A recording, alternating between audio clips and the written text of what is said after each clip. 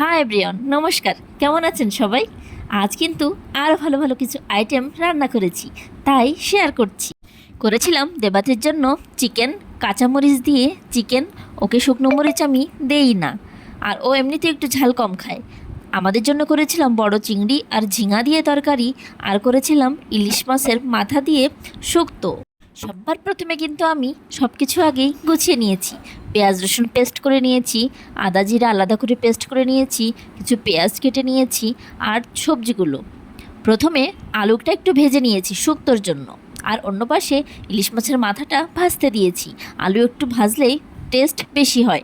আলুটা হালকা ভেজে নিয়ে তারপর সেই তেলেই জিরা তেজপাতা ফোড়ন দিয়ে, আর সবজির জন্য মানে শুক্তোর জন্য পটল, পেঁপে আর নিয়েছিলাম বেগুন। সব কিছু কিন্তু আমি একটু তেল বেশি দিয়েই ভালো করে ভেজে নিয়েছি। শুক্তোর সবজিগুলো ভালো করে তেলে একটু ভেজে নিলে টেস্ট অনেক বেশি হয়। একটু ভেজে আসার পর আদা বাটা দিয়ে আর একটু ভালো করে ভেজে নিয়েছি। আর অন্য পাশে মাছটাও ভাজি হয়ে গেছে, একটু ভেঙে ভেঙে দিয়ে পরে মাছটা দিয়ে একবারে জিরা গুঁড়া, ধনিয়া গুঁড়া সব কিছু দিয়ে কাঁচামরিচ দিয়ে একটু জল দিয়েই একবারেই বসিয়ে দিয়েছি, কারণ ভাজি অবস্থায় কিন্তু সবজিগুলো একদম গলে গেছে। এবার বেশি রান্না করার প্রয়োজন হয় না। হালকা একটু চিনি ছড়িয়ে দিয়ে একটু লবণটা টেস্ট করে নিয়ে পরে একটু লবণ দিয়ে নামিয়ে নিয়েছি। একদম ইলিশ মাছের মাথা দিয়ে শুক্তো। অনেক দিন পর শুক্তো খেয়ে আজ একদম চেটে পুটে খেয়েছি, মানে মনে হচ্ছিল হয়তো আরেকটু হলে ভালো হতো। বেশ কিছুদিন পরে রান্না করা হলো, ওজন্য আরও বেশি ভালো লেগেছে। শুক্তোটা হয়ে যাওয়ার পর অন্য কড়াইতে একটু তেল দিয়ে প্রথমে চিংড়ি মাছগুলো দিয়ে নিয়েছি। ঝিঙা যেহেতু একদমই নরম সবজি, একবারে মাছের সাথেই দিয়ে দেব। তেলে চিংড়ি মাছগুলো ভেজে আসলে একটু জিরা ফোড়ন দিয়ে, মাঝে দেবাত্রের পাপা আজকে ডিম ভাজি খেতে ইচ্ছা করছে, তাই রান্না হওয়ার আগেই ওকে একটা ডিম ভাজি করে দিলাম।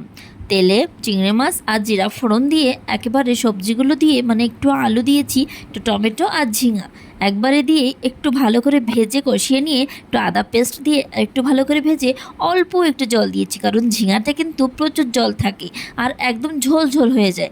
এই অবস্থায় একটু জিরা বাটা, একটু ধনিয়া গুঁড়া আর অল্প একটু গরম মশলা গুঁড়া দিয়েই নামিয়ে নিয়েছি চিংড়ি মাছ দিয়ে ঝিঙার তরকারি।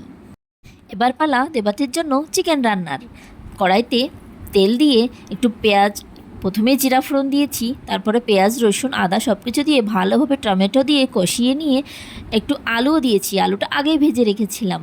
তারপর চিকেনগুলো দিয়ে আর একটু ভালো করে কষিয়ে নিয়ে অল্প অল্প করে জল দিয়েই রান্না করে নিয়েছি চিকেনটা। শেষে একটু গরম মশলা ছড়িয়ে দিয়েছি। আর যেহেতু ব্রয়লার মুরগি ছিল, রান্না করতে একদমই সময় লাগেনি। দেবাতের জন্য আসলে সবসময়ই প্রায় সময়ই দেশি মুরগি থাকে, তা আজ আর ছিল না, তাই ব্রয়লার ছিল, ব্রয়লারই রান্না করে দিয়েছি। আর যেদিন মাটন বা চিকেন হয় সে একা একাই হাত দিয়ে খায়। ভাত কম খেলেও মাংসটা তো খাওয়া যায় হাত দিয়ে, তাই মাংসটা একটু বেশি খাওয়ার জন্য সে সেদিন কিন্তু হাত দিয়েই খাবার খেতে চায়। আর আজও কিন্তু খাবারের আইটেমগুলো কিন্তু বেশ ভালো ছিল। আর যেহেতু চিকেনটা একটু বেশিই ছিল, দেবাত্রী তো অতগুলো খেয়ে পারবে না, তাই আমরাও একটু চিকেন খেয়েছিলাম। সব মিলে খাবারের আইটেমগুলো বেশ ভালো ছিল। আর আমার কথা বলতে বলতে কিন্তু চিকেন রান্নাটা চলছে।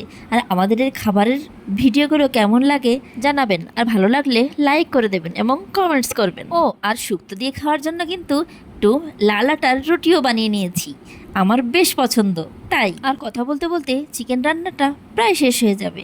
সো আজ এটুকুই। সবাই অনেক ভালো থাকবেন, সুস্থ থাকবেন। ছোট ক্ষতি নেই, আকাশ তো বড়, এমন বলা কমর অজানা রাহবানে, চঞ্চল পাখা মেলে ধরো। ছোট ক্ষতি নেই, আকাশ তো বড়, ছোট ক্ষতি নেই, আকাশ তো বড়, এমন বলা কমর অজানা রাহবানে, চঞ্চল পাখা মেলে ধরো। ছোট ক্ষতি নেই, আকাশ তো বড়, ছোট ক্ষতি নেই, আকাশ তো বড়, এমন বলা কমর